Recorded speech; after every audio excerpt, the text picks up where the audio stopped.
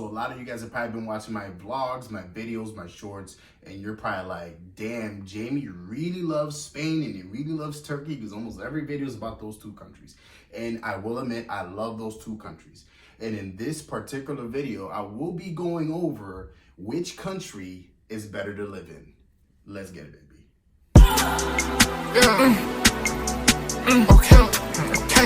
Okay. It's us. Yo, what's going on, guys? It's your boy Jaime Woods back at it with another video. Make sure you guys subscribe, you hit that like button, you hit that notification bell. So the concept behind this video has been something that I just recently thought about, and it came to me because I was watching a lot of my videos. I'm like, wait a second, there have been a lot of Spain and a lot of Turkey videos that have been posted. And originally I thought that I was gonna make a live stream about this, but I'm like, nah, let's not make a live stream. Let's make a video, because I always make live streams about things. Let's make a video, a very interesting video about traveling. So I thought, okay, let's do a Spain versus Turkey video. However, the thing is, I haven't really been to all of Spain and I haven't really been to all of Turkey. I've been to several cities, between both of those countries.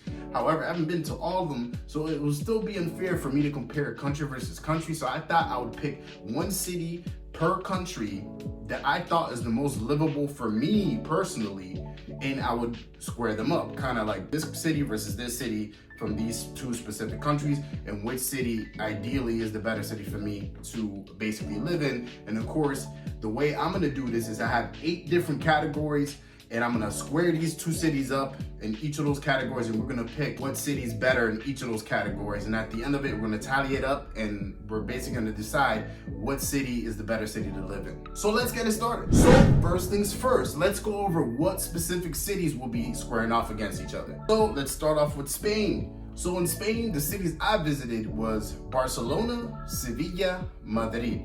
Now, which of those 3 cities are the better ones to live at? Well, let's start off. I really love Barcelona. If I was a single man, I would totally live in Barcelona. Barcelona, there's fun everywhere. There's bars, clubs, everything you can think of.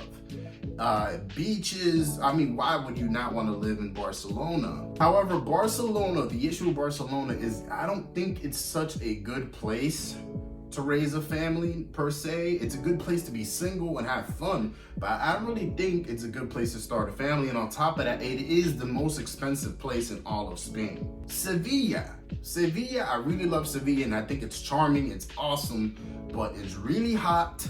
I don't feel there's as many opportunities job-wise or career-wise like there is in my ideal city to live in Spain, which is Madrid, Spain. Now, Madrid, you have everything in there. It's the capital city of Spain. It's affordable to live in. There's a ton of job opportunities and places to go to, people to see, people to visit, places to visit. There's just everything there is. And on top of that, what I really admired and what I really liked about Madrid is how nice it is and how nice the suburbs off of the city center were.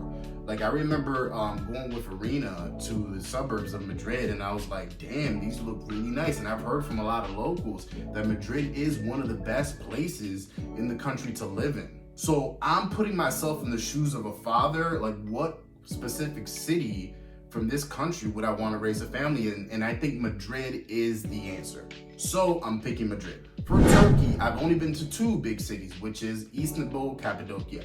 Now, Cappadocia is a big tourist area. I mean, it's the #1 tourist area in all of Turkey. I mean, everyone goes to Cappadocia. You see it all over TikTok. It blew up. It became an overnight sensation. And while I do love Cappadocia and how nice it is and how different it feels, it's like a desert city and hot air balloons everywhere and it's beautiful and all that. I feel like Cappadocia, similarly to Sevilla, are charming, they're great, but they're not cities I want to live in. They're just cities that I want to visit. So by default, I'm picking Istanbul, but that doesn't mean that Istanbul is a bad city. Istanbul, regardless of how many cities I've been to, would probably be the place I'd pick for several different reasons. It's huge, 2 different continents, beautiful. You get everything you need. Best food, best places, luxury, whatever you need is in Istanbul. And of course, we're gonna go over details later on, but Istanbul, being one of my favorite cities in the world, would be the place I'd be picking to start a family in. So we got Madrid versus Istanbul, 8 different categories. So let's go over what those 8 different categories will be. So let me get my list here. So we got number 1, cost of living. Number 2, lifestyle and culture. Number 3, weather. Number 4, dating. Number 5, nightlife and things to do. I kind of paired them up together. Number 6, food. Number 7, safety. And number 8, language barriers. So those will be the 8 categories we're going to be doing today, but let's get it started. So number 1, cost of living. So before I get into my personal feelings about how affordable or how expensive these 2 cities are, let's go over the numbers. I think it's important to start off with the numbers for this. Let's look at Madrid. So Madrid, if you guys take a look at this over here, it says that Madrid for a family of 4 is $2,789 per month. So that's how much money you'll need to support a family of 4 in Madrid.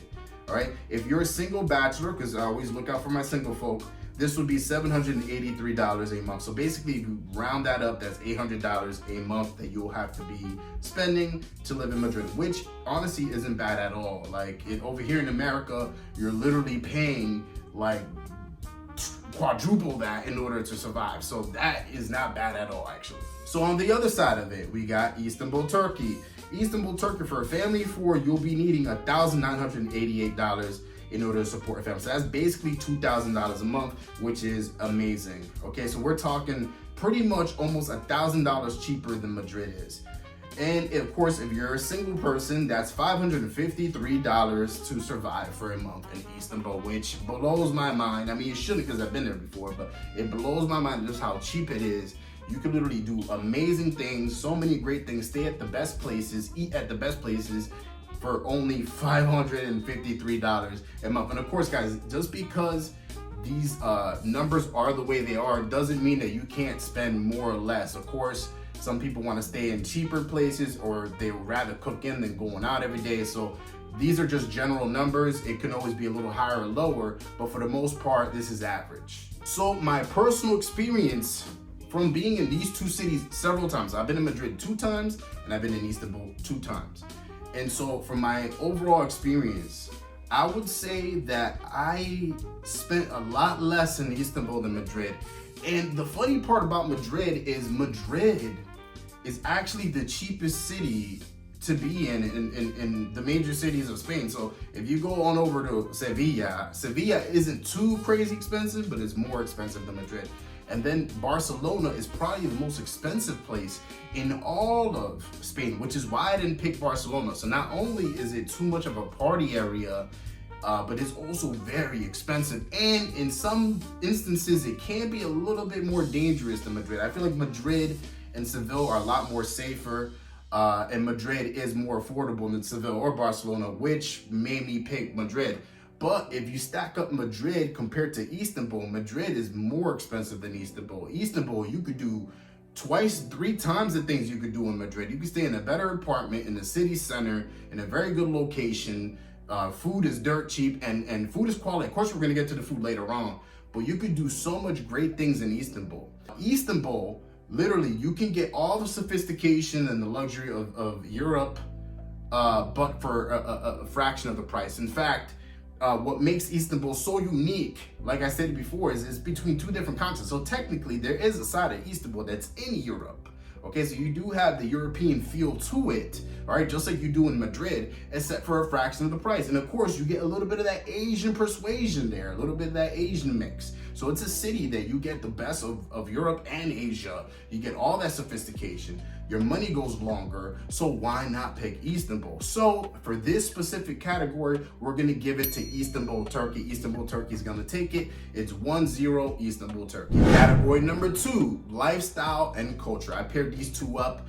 So let's talk about Istanbul, Turkey, since Istanbul won the last round. But Istanbul, I believe, is more conservative in terms of a lifestyle and culture compared to Madrid. And the reason for that is because it's majority of people that live there are Muslim. So by default, it is more conservative. They're more about religion and dressing up and family, and you know, it's just way more conservative and kind of like chill compared to Madrid, which is more upbeat. But speaking of Madrid, it is more upbeat. It's more liberal, but I still believe that Spain is an interesting country because I feel like it's so balanced in Spain. in Madrid, because the thing is, it's liberal to where, there's a big LGBTQ community. People dress however they want to dress. It's still like a place that you want to be in if you want to have fun, but at the same time, it is conservative in some ways. So it's not like, people are messing around so damn much and the crime's all crazy. It's not even like that at all. Madrid is very like balanced to where it's liberal, but at the same time it's conservative. I believe it's that nice balance in there in terms of a culture. But another thing I want to talk about when it comes to the two is I believe Spanish culture and the Spanish lifestyle is elite.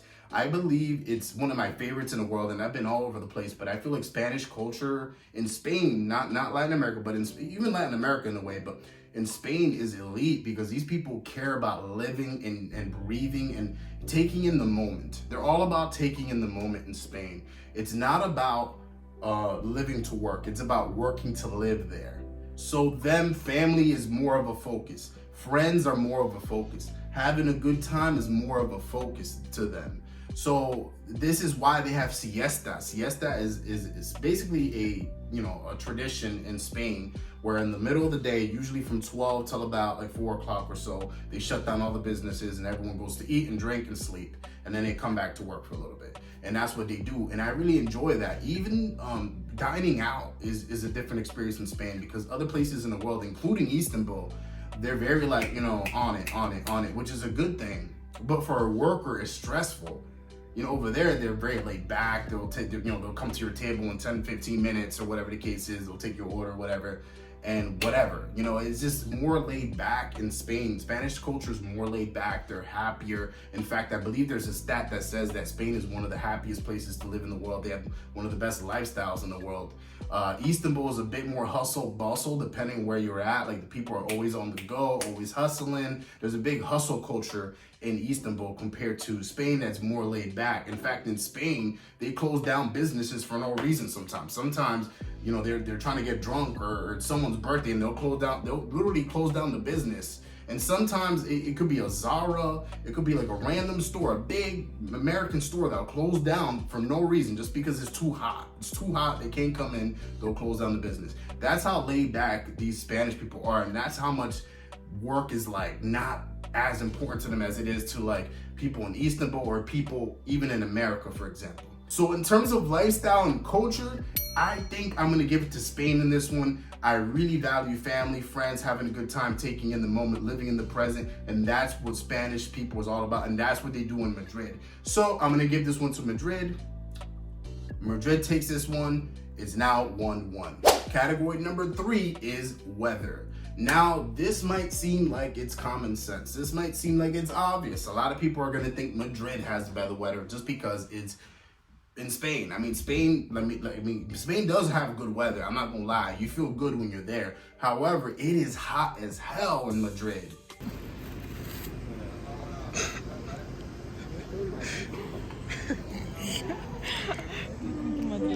Welcome to Madrid. Welcome to Madrid.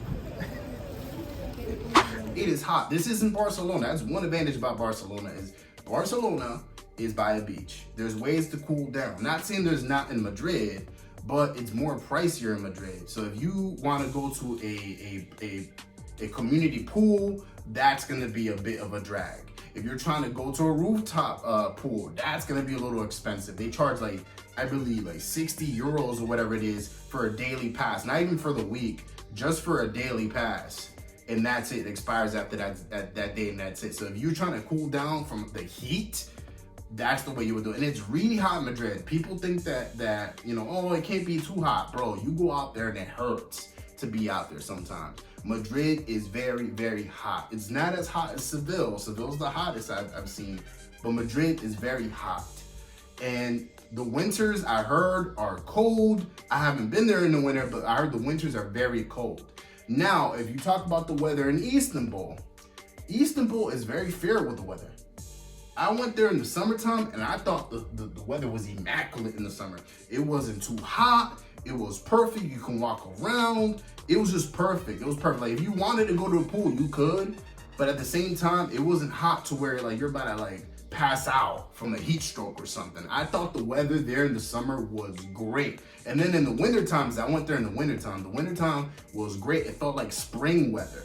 It was kind of like, it starts off like cold, like a little chilly in the morning, then it'll warm up and it'll start to become like, you know, light jacket weather, shirt weather. I could wear this over there in the wintertime, I'll be fine.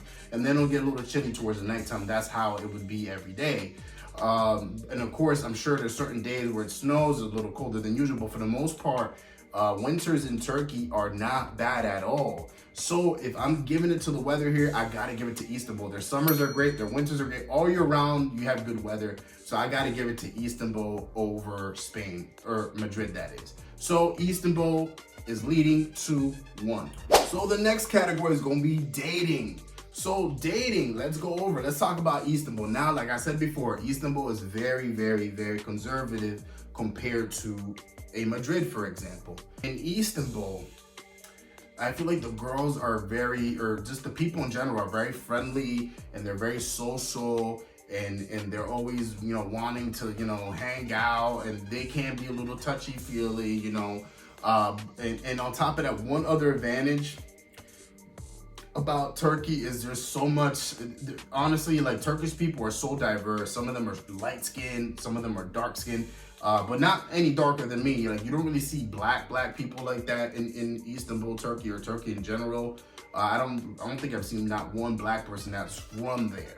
Like, usually they come from like other, like America or something, to, you know, they're tourists, but I never really seen a black person. So if you're into like black people, Istanbul really isn't for you. But I will say though, if you are into Russian women, Istanbul is the place for you, because they have a plethora of Russian women who have migrated from Moscow, from Russia, that came to live in Istanbul. So if Turkish women or Turkish men ain't your thing, well, guess what? You got Russian women there, and a lot of them. In fact, they have their own businesses, their own stores. It's like little Moscow in Istanbul right now. So if you're trying to get a Russian woman without having to go to Russia, then Istanbul, Turkey is the place for you. So that's one big advantage that Istanbul has, is it has Turkish people, but it also has a lot of Russian people, Ukrainian people, people from all around Eastern Europe that go there. It's like a big spot where a lot of Eastern Europeans flock to, because it's one of the better countries around that area. And then you have Madrid, Spain. Now, Madrid, Spain, like I said, is a bit more liberal, so the girls are a little bit more loose,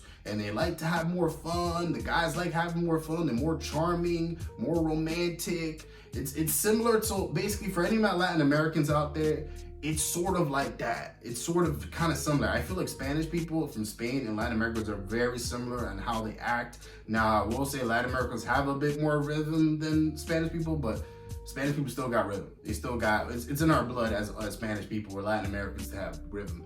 So Spanish people, you know, they love to talk, they love to socialize, they're very affectionate, they love to touch and feel and do all sorts of things, have a good time. And that's one thing. If you like to have a good time, and if you want more success in dating or anything like that, whatever your goal is, I would think your success rate would be higher in Madrid than it would be in a conservative place like Istanbul, Turkey. Not saying you can't get lucky in Istanbul, Turkey, because I have seen people, but I would say if you're looking for a one-night stand, whatever your thing is, or to meet a good woman, Madrid, you can find all that in Madrid. So in terms of dating, I have to give it to Madrid. So it's tied up, guys. It's 2-2. But now that leads us to nightlife and things to do. So now I have things to do, so everyday activities on top of the nightlife. I decided to pair them all up together.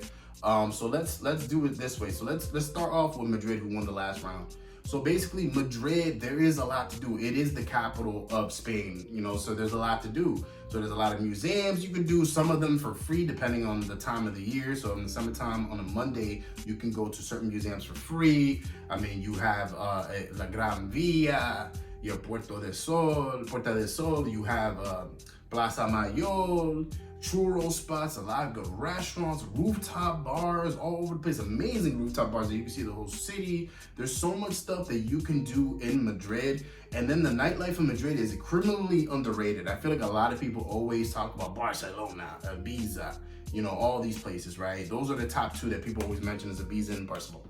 And granted, I've been to Barcelona, and their nightlife, in my opinion, is superior to Madrid's for a couple of reasons. But one advantage I will give Madrid is, one, the rooftop bars.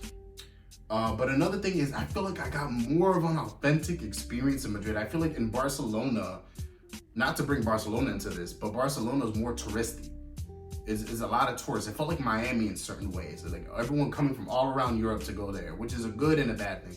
In Madrid, it was more like Spanish people, more locals that you meet. Like, sure, there can be a couple tourists, but it was more locals. I felt like I was in Spain and not in Miami. That's one good thing I liked about Madrid, was it felt authentic. There's a lot of different type of bars, speakeasies. We even went to this themed Bollywood bar, which was one of the best bars I've ever been to. They had like cool ass drinks, cool vibes. Like, honestly, I had a blast in Madrid with all the bars that we went to over there. Now, Istanbul. Istanbul is a crazy city because you have the European side and the Asian side. Both of them are the same city, but we run things a little bit differently from one another. You know, so you have this fusion of like European and Asian lifestyles that I really love, that is so unique, and only Istanbul feels that way. Like, there's a ton of things you could do. You could go up the Galata Tower, you go to Blue Mosque, you go to Hagia Sophia, which is right across from the Blue Mosque. You can, you know, just walk through the cities. Go to Istanbul Street, which is kind of like the Gran Via almost. There's like a ton of different shops and bars that's in that area that you can go into. If you want to smoke some hookah, go ahead. You want to get some baklava, some amazing food, go ahead. Rooftop bars are probably even better in Istanbul because of the sea views. You have the ocean views and all that, which are spectacular. There's so much good stuff you can do, and and the thing is, I'm just talking about the European side. There's also the Asian side. There's a lot to do in the Asian side that people aren't really putting out there, but the Asian side is a phenomenal too. In fact, if you want to raise a family, the Asian side is the place to go. The European side is mostly for like tourists and some locals that are trying to make money. Asian side is more like for families. So if you want to raise a family, that is the place to go. You're gonna meet more pure Turkish people in the Asian side than you will in the European side. But besides the point though, the nightlife in Istanbul is also criminally underrated. I feel like when people talk about nightlife, they always talk about, you know, Ibiza, Barcelona.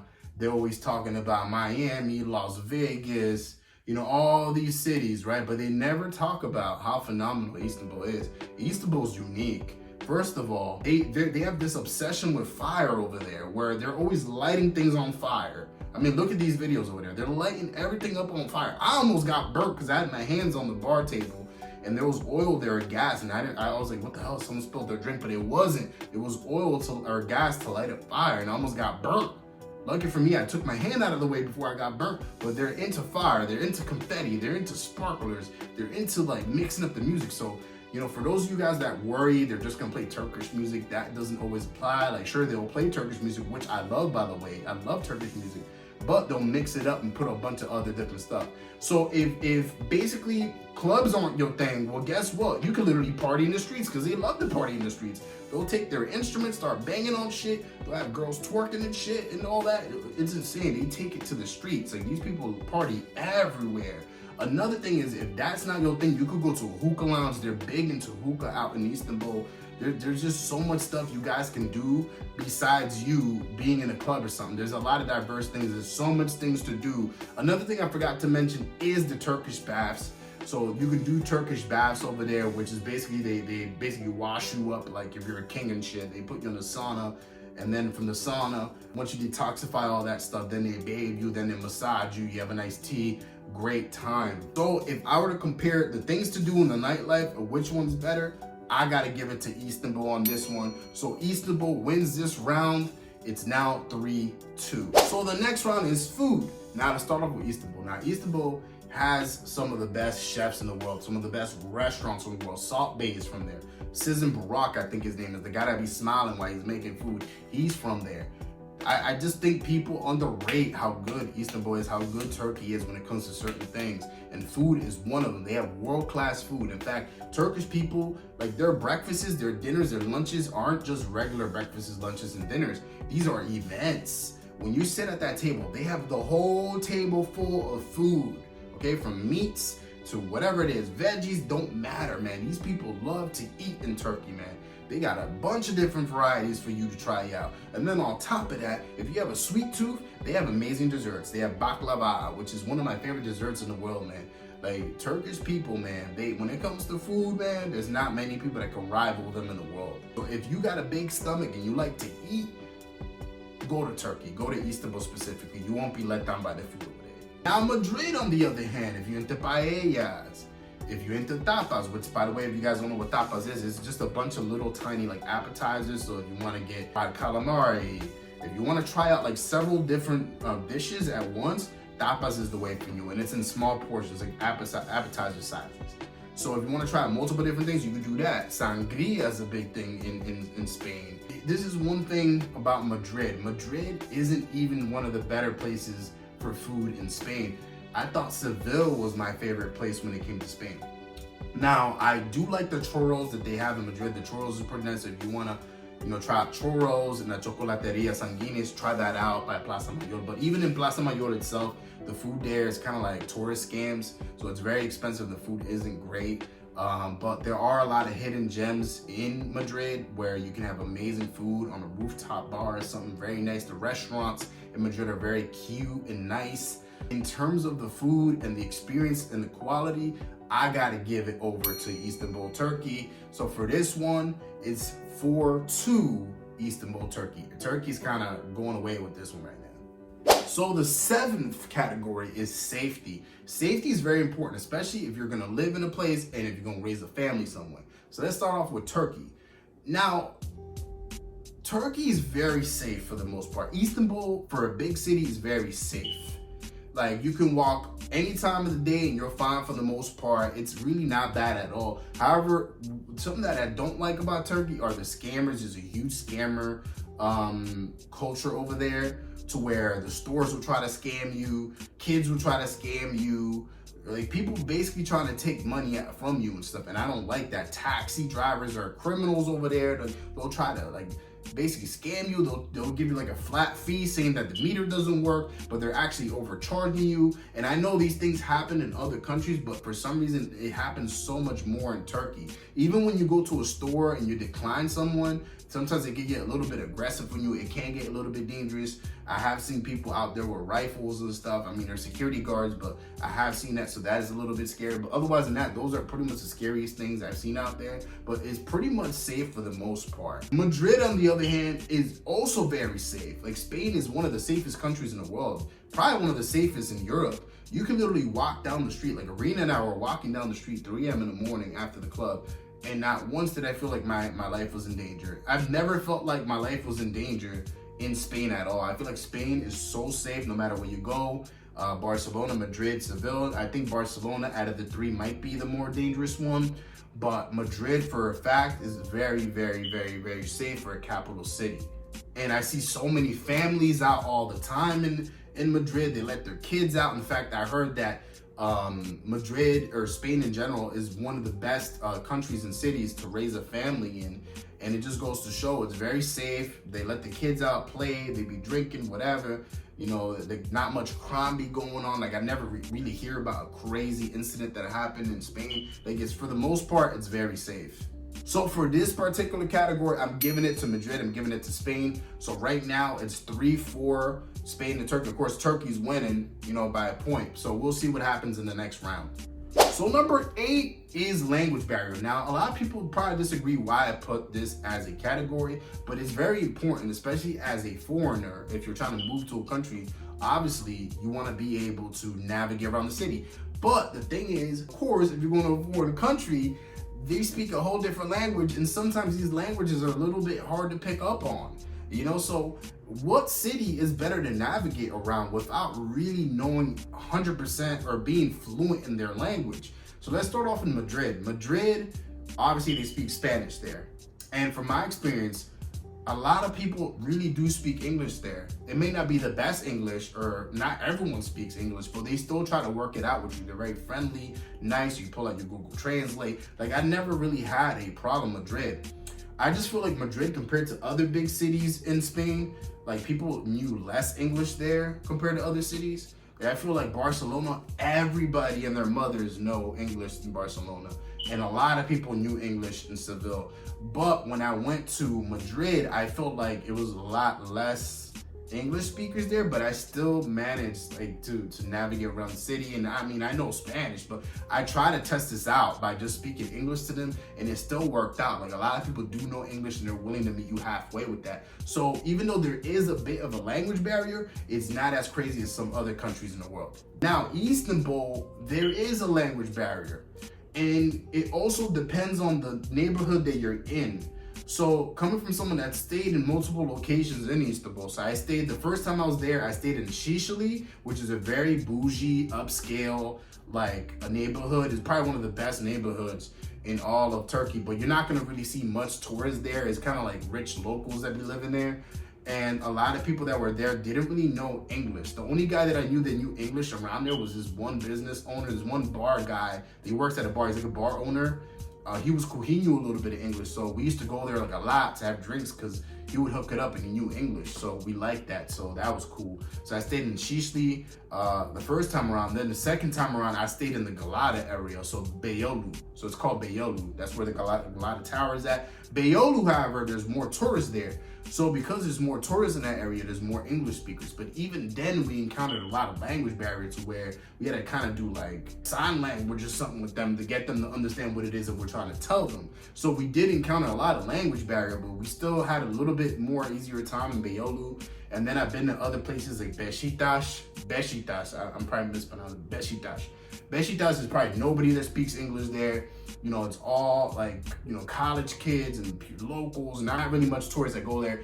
And something even crazier was when I went to the Asian side of Istanbul, there was even less. I don't think there was any English speakers in the Asian side. I think Asian side is only for locals. I feel like the tourists are in the European side, and then the Asian side is all locals that are pure Turkish, you know, like when I went over there and I remember trying to sit at a table, like I was talking to the guy in English, he didn't know any English whatsoever. In fact, he was being a little rude about it, which is strange because Turkish people are really nice.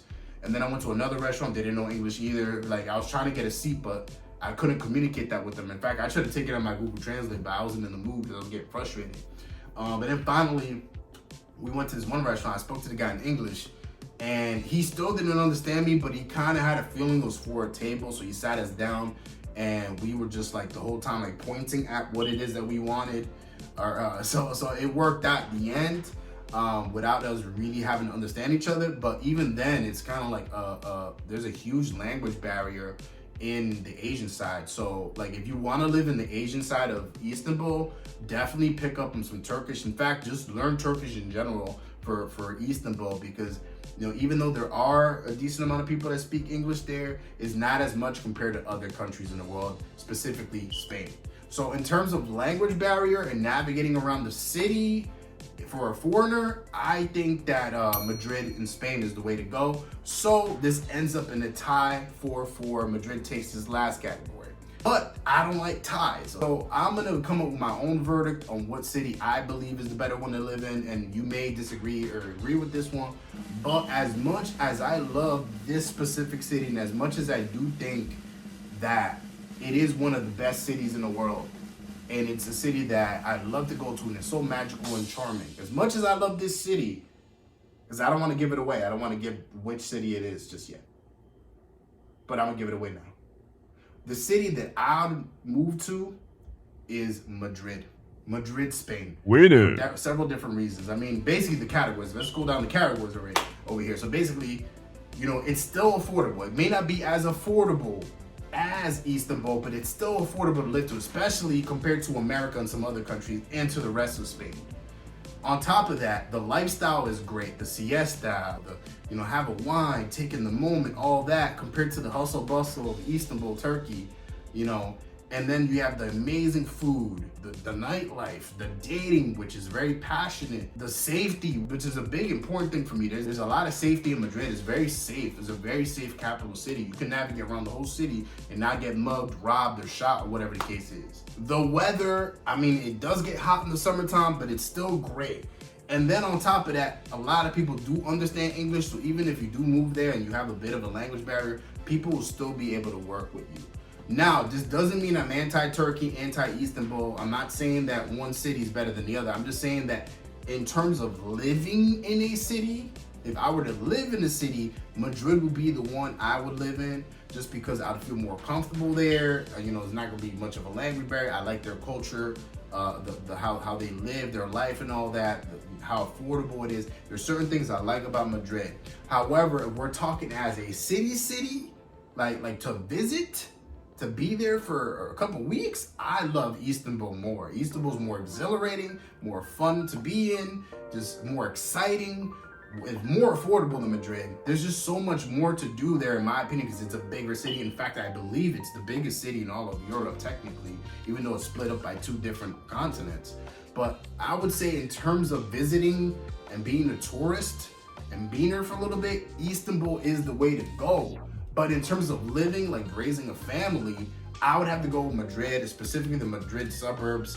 I just think you can't really beat it. It's just a great place to raise a family. It's actually considered one of the best places to raise a family in the world. I gotta go with Madrid, all right? But I love both of these cities, and I definitely want to do another versus in the future. Of course, you guys can let me know in the comment section which specific cities you want to see, or if you want me to cover any topic in terms of traveling, please let me know, because I like talking about this. But anyways, guys, I hope you guys enjoyed this video. Please subscribe, hit that thumbs up button, hit that notification bell, all that good stuff. And if you're into more traveling content, make sure to check out this video over here. In this video, I go over 5 places that I really enjoyed to visit, and it's a great discussion, great time. Check it out. Click on this over here.